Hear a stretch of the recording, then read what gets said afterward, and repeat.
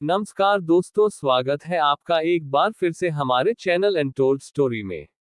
Part 1 में आपने सुना कैसे एक चुड़ैल हर किसी आने जाने वाले लोगों से मदद मांगती है। तो चलिए सुनते हैं आगे की कहानी।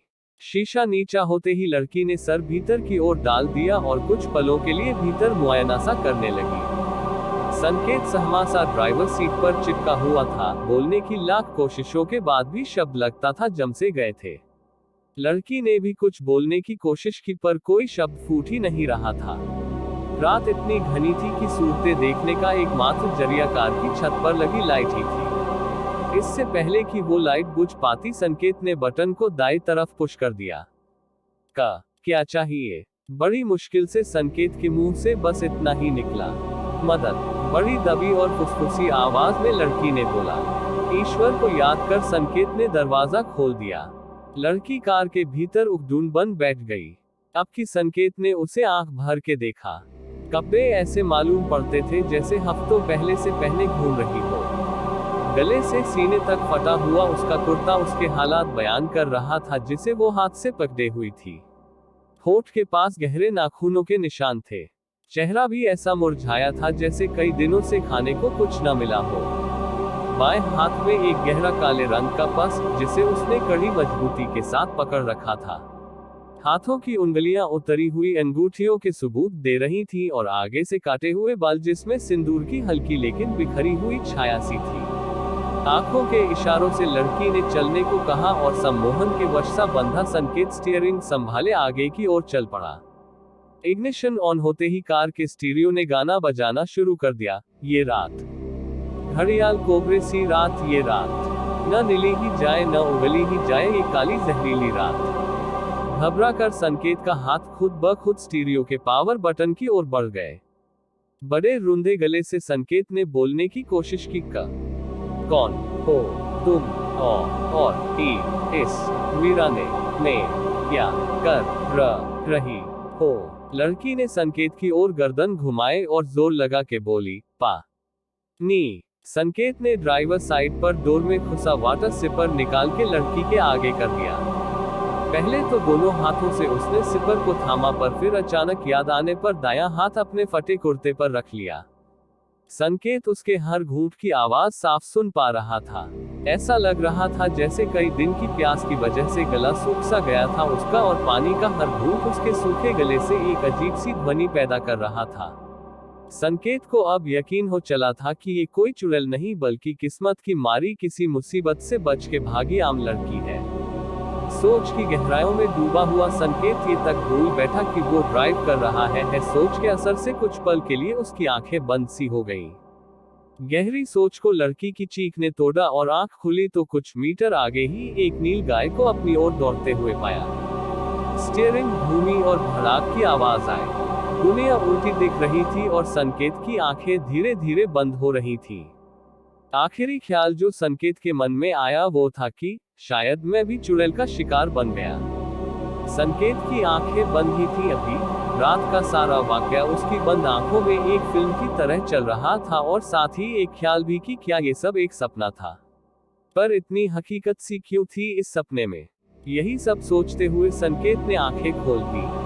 एक पल के लिए तो कुछ समझ नहीं आया पर फिर आसपास लगी मशीनों, हरे पर्दों, हल्के नीले रंग की पोशाकों में ऊपर एक सफेद कोट पहने घूमते फिरते लोगों को देखकर समझते देर न लगी कि वो अस्पताल में है। और अगर ये वाकई एक अस्पताल है तो रात वाली घटना भी कोई ख्वाब नहीं बल्कि हकीकत है। क्या वो लड़की वाकई एक चुड़ैल थी? संकेत ने खुद से सवाल सा किया। इतना सोचने के दौरान वो ये तक भूल बैठा कि उसकी माँ वहीं बैठी थी, बिल्कुल सिरहाने के बगल में, और पिता सामने पड़ी एक बेंच पर पैर के पास सुशांत खड़ा था। उसके और सुशांत के हजारों किस्से थे। 9वीं क्लास में खेलते हुए सुशांत ने एक अजीब सी चीज उठा ली थी और सीधे आकर संकेत को दिखाया। अबे देख, ये क्या है? कहां से लाया इसे? पता है क्या है ये? संकेत ने सुशांत से सवाल किया। ये वो पीछे वाले ग्राउंड से पर है क्या ये? सुशांत ने अपना सवाल फिर से दोहराया। अबे हड्डी है ये, इंसान की या जानवर की वो नहीं पता। संकेत बोला। स्कूल का पीछे वाला ग्राउंड टूटे खंडहर और उसके आगे पड़ी जमीन से मिलकर बना था।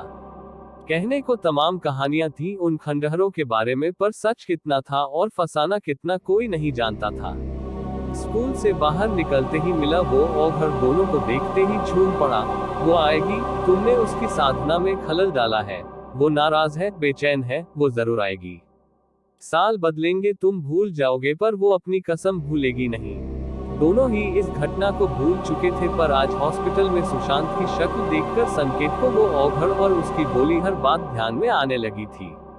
माँ ने प्यार से संकेत के सर पर हाथ फेर के बोला, डॉक्टर का बोलना है कि दूसरा जन्म हुआ है तेरा। एक्सीडेंट इतना भयावह था कि चमत्कार ही है ये भोले बाबा का। जल्दी से ठीक हो जा, फिर बाबा के दर्शन को चले गए अमरनाथ। संकेत ने हामी में सर हिला दिया। एल बोलने में अभी तकलीफ भी काफी थी और गर्दन पर बंधा वो नीले रंग का पट्टा और उसमें खुशी हुई सुइयां उसे चुप रहने के लिए मजबूर किए थी। पूरे 12 दिन बाद उठा है तू, एकदम मस्त नींद सोया है। सुशांत हल्की सी मुस्कान के साथ बोला। 12 दिन गुजर गए, मैं कोमा में था क्या? वो लड़की कहाँ है? 12 दिन, उस हड्डी में 12 कट से थे, और जब फारूकी चाचा ने हाथ पढ़ा था तो बोला भी था कि मुझे 12 का श्राप लगा है। क्या ये श्राप पूरा हो गया या फिर शुरू हुआ है? इन्हीं सब उहापोहों से बेचैन संकेत बेहोश होने लगा था। कानों में बस बीट की आवाज सुनाई पड़ रही थी, जिसकी गति धीरे धीरे बढ़ती जा रही थी।